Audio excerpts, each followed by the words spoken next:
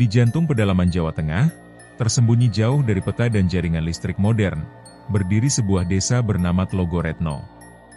Dikelilingi oleh hutan bambu, kebun kopi, dan sawah tua yang terlihat lebih seperti rawa saat musim hujan, desa ini nyaris tidak berubah sejak zaman kolonial. Warga desa hidup dalam harmoni yang rapuh, bukan karena damai, tetapi karena rasa takut yang diwariskan turun-temurun. Konon, dulu desa ini punya 7 sumur. Mereka menyebutnya dengan nama urut, sumur siji, loro, telu, hingga sumur pitu, sumur ketujuh. Tapi tak ada lagi yang menyebut nama terakhir itu. Terlalu tabu. Terlalu berbahaya. Warga hanya menyebutnya sebagai Singkabehwedi, yang ditakuti semua orang. Salah satu pantangan tertua di Tlogoretno adalah, jangan pernah mendekati sumur ketujuh setelah senja. Tidak ada penjelasan. Hanya kisah-kisah samar yang bergema di antara dinding kayu dan lantai anyaman bambu. Kisah tentang makhluk yang tidak pernah tidur, yang menunggu suara manusia memanggilnya kembali dari dalam tanah. Cerita ini dimulai ketika Teguh, seorang pembuat dokumenter berusia 28 tahun dari kota, datang ke Tlogoretno. Ia mendengar desa ini masih mempertahankan tradisi pra-Islam dan ingin membuat film pendek. Teguh idealis, skeptis, dan terbiasa dengan kisah-kisah rakyat. Ia pikir, ketakutan warga hanyalah mitos yang bisa dipecahkan. Ia menyewa kamar di rumah Bu Ratmi, seorang janda tua yang tinggal sendirian sejak suaminya hilang di hutan 2 dekade lalu. Rumah panggung kayu itu berderi tiap diinjak, dan aroma kayu tua bercampur dupa memenuhi setiap sudutnya. Bu Ratmi ramah, tapi dari awal sudah memperingatkan. Kalau mau tinggal di sini, jangan tanya-tanya soal sumur pitu. Apalagi ke sana. Teguh tertawa kecil waktu itu. Hanya sumur, Bu. Tidak akan saya ganggu. Tapi malam pertama saja sudah terasa aneh. Sekitar jam 2 dini hari, Teguh terbangun oleh suara.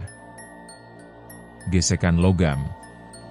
Seperti rantai ditarik dari tanah. Ia menyangka itu tikus atau angin. Tapi malam berikutnya, suara itu terdengar lagi, lebih dekat. Kali ini disertai 3 ketukan. Pelan. Ritmis. Seperti dari dalam tanah. Besoknya, Teguh memeriksa kamera CCTV kecil yang ia pasang di luar rumah. Ada satu klip aneh. Ia melihat dirinya sendiri, berjalan keluar rumah tengah malam. Matanya kosong. Tanpa alas kaki. Ia berjalan lurus ke arah hutan belakang desa. Ke arah sumur. Lalu ia berhenti. Menunduk di depan sesuatu yang gelap dan besar. Ia mengetuk 3 kali, pada sesuatu yang seperti tutup besi. Setelah itu, rekaman gelap. Tidak ada suara. Tidak ada gerakan. Tapi durasinya terus berjalan, seolah kamera tidak pernah dimatikan. Hari-hari setelah itu menjadi kabur. Teguh tidak bisa tidur. Di siang hari ia merasa diawasi.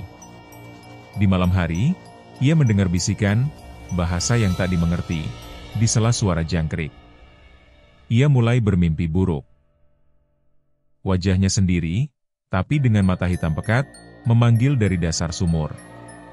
Warga desa perlahan menghindar. Tidak ada yang ingin diwawancara. Tidak ada yang menjawab salam. Bahkan Bu Ratmi mulai menatap Teguh dengan rasa takut. Hanya satu orang yang bersedia bicara, Pak Dirman, mantan dukun desa yang kini lumpuh dan tinggal di rumah kecil di tepi sawah. Suaranya nyaris tidak terdengar saat ia berkata, "Sumur pitu bukan sumber air, tapi lubang lama, tempat makhluk tua dikurung oleh darah. Kamu sudah membangunkannya. Kamu tamunya." Teguh mencoba pergi dari desa malam itu juga. Tapi motor sewaannya tak bisa menyala. Baterai ponselnya mati mendadak. Jalan keluar dari desa terasa seperti berputar-putar ke tempat yang sama, kembali ke hutan di belakang rumah Bu Ratmi. Malam itu, Teguh menghilang. Rumah Bu Ratmi ditemukan terbuka. Di dalamnya hanya ada lantai kosong dengan bekas tanah basah. Kamera milik Teguh tergantung di pohon nangka, menghadap ke arah sumur ketujuh. Di dalam kamera itu, file terakhir berjudul Gas 003 MOV. Isinya hanya beberapa detik. Teguh, berdiri di dalam sumur tua, tersenyum kaku, matanya hitam, dan suara berat di latar belakang berbisik. 1 sudah datang. 2 lagi segera. Kini, sumur itu kembali aktif. Tidak ada yang mendekat. Tapi malam-malam di Tlogoretno jadi lebih sunyi. Terlalu sunyi. Warga mulai mendengar ketukan. Di pintu. Di jendela. Di lantai bambu. 3 kali. Selalu 3 kali. Dan setiap kali terdengar, seseorang akan hilang keesokan paginya.